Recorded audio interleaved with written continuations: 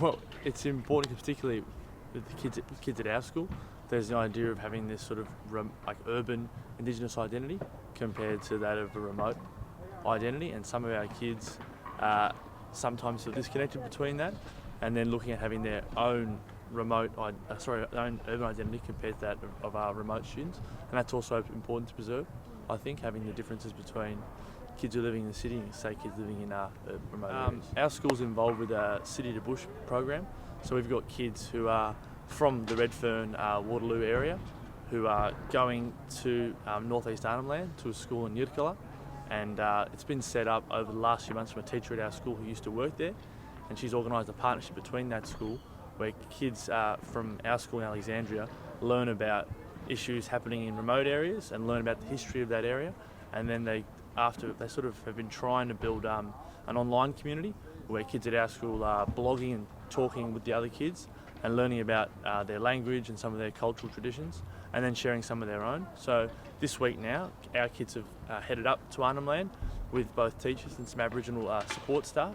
and they're spending a week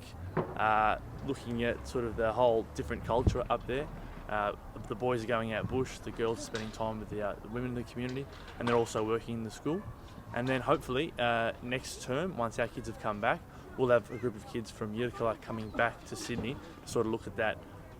urban Indigenous experience. So it's pretty special for our kids. A lot of them haven't been on flights before, haven't been on an aeroplane, and and a lot of the kids also had to participate in sort of a program before they went, like pre-departure sessions, and also they had behaviour guidelines to fill, work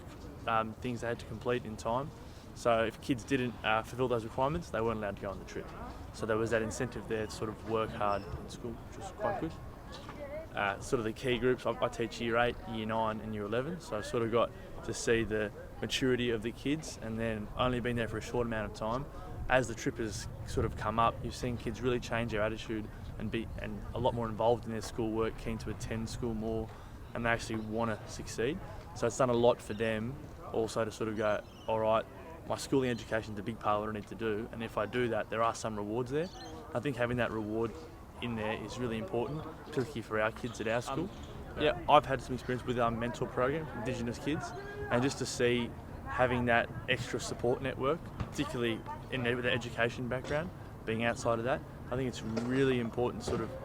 foster that partnership, which looks at, well, in my case, you've got school and then beyond school. So looking at improving outcomes outside of that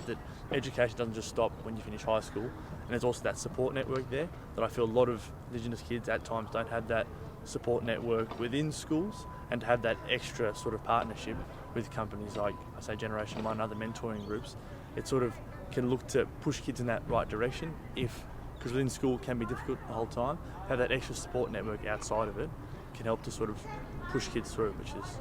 definitely a positive thing.